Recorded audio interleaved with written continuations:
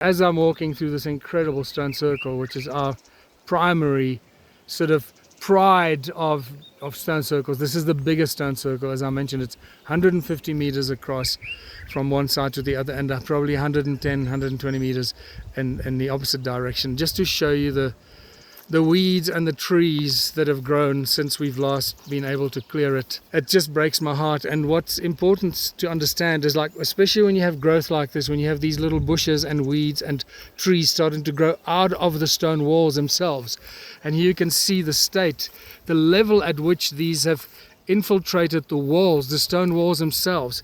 It's a huge job to get rid of these bushes that are now completely growing out of the walls, and you have to be really careful and gentle not to break the walls while you're trying to pull these bushes out, destroy them, and then put down some sort of a substance that will, stop them from growing again.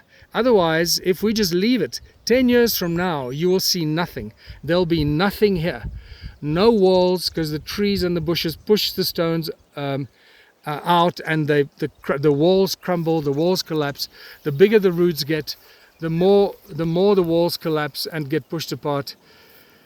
I can't stress how much anxiety this causes me, knowing that I don't have enough money personally to pay for this.